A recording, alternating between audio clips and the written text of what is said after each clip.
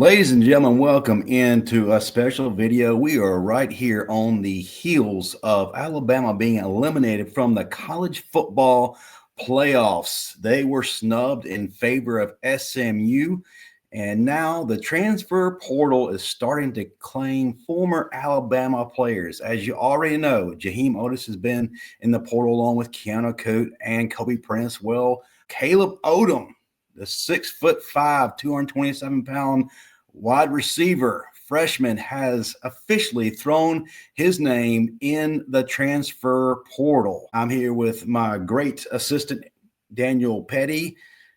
This cannot be a surprise to any Alabama fans who's kind of following things throughout the season. As we all know, at one point, Caleb did voice frustration over lack of targets and not being seen by one Jalen Milroe. Matter of fact, he took to social media platforms and voiced it, only to remove it a little bit later on. But either way, you could tell that there was not a happy relationship going on in Tuscaloosa. Before we start to break it down, I'm going to turn it over to you, Patty. What are your initial thoughts? Caleb Odom has entered the transfer portal. Now, here's a kid that has converted tight end, but he's just an absolute freak. We expected in this offense that he would be a significant contributor alongside Ryan Williams this season, but he didn't. He was virtually quiet, and at times we tend to forget that he was even on the roster. But as I mentioned before, there are reasons. But initial thoughts and reactions before we start to kind of break down what happens next. Initial thoughts, like you said, if you've been reading the tea leaves throughout the season, there were some signs, some smoke that he may not be happy at the capstone. And welcome to this new world of college football. If you're not happy, what do? You hop in the portal, and here we are. We're hopping in the portal. And this is kind of one, the expectations going into the season with his size, he looked almost college ready with his body, and we were hoping to see him in some red zone situations. We were hoping to see him this year. We thought he had the ability to get on the field and get some playing time. And as we saw, Ryan Williams hopped on the field. So it wasn't like they weren't putting young guys on the field. Maybe it was some stuff he wasn't doing. I don't know. But, I know this new era of going to social media to air your grievances and all that is chaps a lot of the old guards and fans. And I get it. I don't like it. It rubs me the wrong way. But moreover, this is probably going to be one more nail in the coffin for fans like me that used to just adore recruiting and love it and follow these kids from the time they get on campus to their growth at the university to growing into the players they become and then following their pro career. Well, they're unhappy after 1 year, and you just learn to suck it up, get over it, make it work, and grow within that. And that's kind of how you become who you are. Now you just leave. You want to get excited about this recruiting class you just signed, but how the hell can you really get excited? Who knows which one of those players that you really got excited about that signed, something's not going to go his way next year, and then he's going to be in the portal, so you got all excited. That's what this takes away. Everybody gets on the portal NIL. I think it takes away more from this than anything, is the falling in love with these kids and these recruiting classes and watching them grow. And here we got one out the door. I'm gonna be real, man. This one stings. If you watch the Final Whistle, the show that I'm on every Tuesday night, or even your show, Justin, Caleb Odom was a kid that we really looked forward to at the cap. Like we thought we were looking forward to his career at Alabama and what he could do. And just like that, it's gone. This is the new world. This is the portal. Put on your big boy pants and go in the portal and find someone to replace him. And there's guys out there that are, trust me, going to be there to fill that void. His upside is absolutely through the roof. There's no question about that. We heard rumblings going into the bowl prep last season of what he was doing in practices. No one could cover him. So come A-Day, we got a little taste. And then as the season started to get closer, we were fully expecting him to form a dynamic duo of sorts with Ryan Williams. Now, he did get extensive playing time. He was on the field a lot. Yep. The problem was the balls just weren't going to him. And when there are times that Ryan Williams was bracketed, which started to become quite often during the middle part to late part of the season, when teams figured out, hey, this is their go-to, their safety valve. If the ball's going in the air, it's more than likely going to Williams. Williams became a non-factor. But we still didn't go the direction of Caleb Odom. And the only time we really saw an opportunity was against Mercer when he dropped that ball that he laid out for that could have easily been a touchdown, had been put in the right place. So my question is now, why does he go? Because the offense next season is not going to look remotely like what we saw this season. This season, Nick Sheridan designed an offense around what Jalen Milroe could do, his unique abilities, but also help or tried to help protect against some of the things he didn't do quite well. So play calling was an issue, and you weren't really allowed to see the offense evolve and look like a true Kalen DeBoer offense. But now we look to the bowl game, possible opportunity there for the new regime or the true Kalen DeBoer era to be ushered in. And you get to possibly see guys like Caleb Odom and Ty Simpson and others take the field with a brand new look offense. Are you surprised that Caleb didn't give Coach DeBoer as well as Nick Sheridan an opportunity, maybe a testing period to see if maybe the offense could change and maybe he could be featured to the level of which he was expecting? That's the question, man. And that's what makes you, does it run a little deeper than, on the field stuff? Was there something off the field? And I don't want to speculate that there was, or issues with the coaching. Sometimes it just don't jihad. Sometimes maybe promises. But like you said, you watch game film, the kid's on the field a lot. He was open a lot. And maybe that's part of the problem. But he's not going to have the same quarterback next year. I don't see Milroe coming back. He's going to get a high enough draft grade. There's just I don't see any scenario at this point, or I hadn't heard anything where it looks like he will. So, like you said, we're going to have a different look offense. Why not give that a chance if it's going to be an offense that maybe looks more towards the passing game that you saw from DeBoer in the Penix era? I don't know. That's a great question. That's where the mysteries come in this damn portal era. And with these kids, you don't know, because you're not happy this season, but next season's not even going to be remotely the same look Alabama offense. So why not give it an opportunity with that?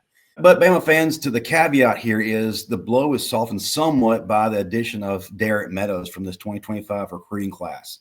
Big kid, similar build to Caleb Odom, faster. And we also have Lotzia Brooks coming in, a wide receiver who a lot of people are overlooking, who can be an absolute freak, has been labeled as the fastest wide receiver, fastest player in this recruiting class. So we have an opportunity to kind of bounce back with this loss. Pettey, we've talked off air, as we always do, about what's going on behind the scenes. And you let me know that this was a distinct possibility. Well, now here we are.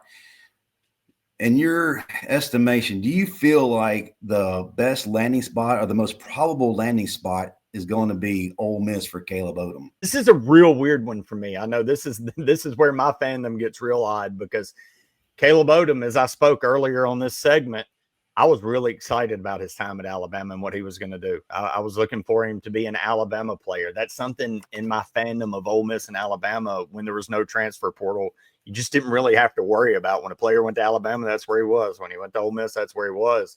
Now you've got like Trey Amos, who went from Alabama to Ole Miss last year and became a star corner for Ole Miss's defense.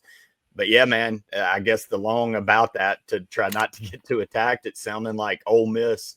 And there's going to be other suitors for Odom, because his skill set is going to bring people that want him on their team.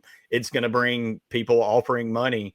But he had a great relationship going into his commitment with Alabama. Kiffin and Charlie Weiss had done a good job with him, but, Bama ended up winning out. But it's looking like, I told you a couple weeks ago, Ole Miss was already in on Odom, and it looked like if he got in the portal, Ole Miss was going to be the first ones to kind of jump and try to seal that up.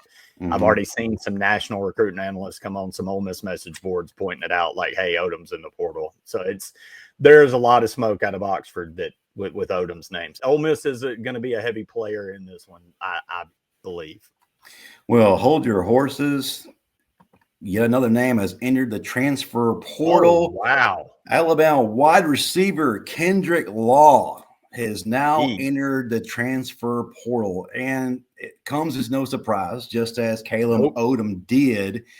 We speculated as the season drew to a close who was going to leave. And Kendrick Law, definitely at the top of the list, because let's just face it, he was not utilized this season at all. Well, it looks like what kept him out was lack of innovativeness from Nick Sheridan. Really surprised here that we not get him involved more. He was more like a Deebo Samuel type of player for Alabama and could have really been a valuable weapon, but for whatever reason, our coaching staff shied away from him, and we didn't get the fireworks we expected. What are your thoughts on Kendrick Law? Surprise or not surprised? But this, I feel like the Cleveland Indian fans in Major League 2, where you have all this excitement about all these packages and new players, and then it just never comes to fruition, and you keep waiting and you keep waiting. You're like, well, shit, it's just not going to happen. I banged the Deebo Samuel package with K-Law all preseason because of his versatility, ability to run in open space, you know, have that running back mentality, but the ability to catch too. So a good receiver. And, you know, you get through the first 2 games and you play the whole, well, we're not showing the whole playbook card. Yeah, that's your mantra. And then finally, I think it was Wisconsin was the first time we saw him run a reverse out of the slot position. We're like, there it is. There's the Deebo package. So now we're going to open it up against the big games. We didn't see him, I don't think, touch the ball in a reverse type of role again for 3 or 4 more games. So, yeah, that's another one. And let's be real, not just in that role. K-Law looked to be one of the top 2 or 3 receivers in the rotation. It just made no sense, the lack of touches. I get how good Ryan Williams was, but you have other guys with talent there, and they just didn't get the touches that we expected. So another one that stings greatly, yeah, because K-Law, God, love that kid and what I felt like he could do in this offense, but you would get one glimpse of it and not see it for 3 or 4 more games. So, no, I'm not shocked at all, but damn, man, like this is – I know the portal seasons are going to be crazy, and Tyler Siskey and people have spoke on this. Like, guys, we're hearing shocking things like what people were getting in the portal last year. There's a 20% increase on portal numbers going up this year. It's players are going to be jumping in just to be getting offers or even better offers from the school that they're at. It's so insane. This Wild West isn't going away. And yeah, but it still stings because these are guys that you get to the capstone you're wanting to see for a couple of years, and it just doesn't pan out your expectations. And now they're in the portal. So yeah, we got to go find some renegades, some Band-Aids out there. Maybe the kid from Florida that Dan was talking about, or I don't know. Again, I'm in a situation where he maybe could have waited one more season to see what the offense could have looked like now that the Jalen Miller offense is going to be completely off the table. But you also have to kind of dig back to last season, though, Pettey. He experienced this under Tommy Rees. Tommy Rees didn't utilize him in the right way. And then he coming into the season, he's being told, you're our guy. You're our guy. We're going to use you. This offense is going to open up. And then he experienced this is the exact same thing yet again. So if that's me, and you probably can even testify to this, you're fed up and you've run out of chances. So now you hit the portal going to an innovator of offense like, hey, maybe even Lane Kiffin, because when a kid has an opportunity to work with Lane Kiffin, their eyes get really big. Because they know that there are going to be so many different ways that they'll be used, so many different layers to utilize their talents and abilities, and the sky is limitless. Sarkisian with Isaiah Bond and what he did with the Bolden kid. I mean, you look what Kiffin. You're right, Justin. You're dead on, man. And then Steve Sarkisian could enter his name in it too. I mean, Texas certainly has the money to bring him in. These kids see what Kiffin's doing with their receivers and what Sarkisian's doing with the receivers, or what different offenses are able to do. Look at even Arizona State, man. Look what their offense is doing with their playmakers and how they get it to them. These kids see that. They get these promises at one school, and that's the thing, man. We're now in an era where coaches could make promises back in the day, and if they didn't come true, you were stuck at that school. You make a promise to a kid now and it don't come true, and shit, they're gone. They're gone. That is going to do it for us. Thank you, Daniel Pettey, for being with me today to bring some news that honestly we didn't really want to deliver.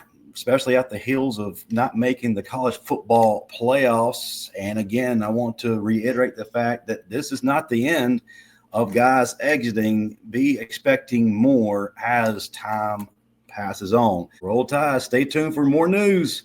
Roll Tide. Let's get some better news next time.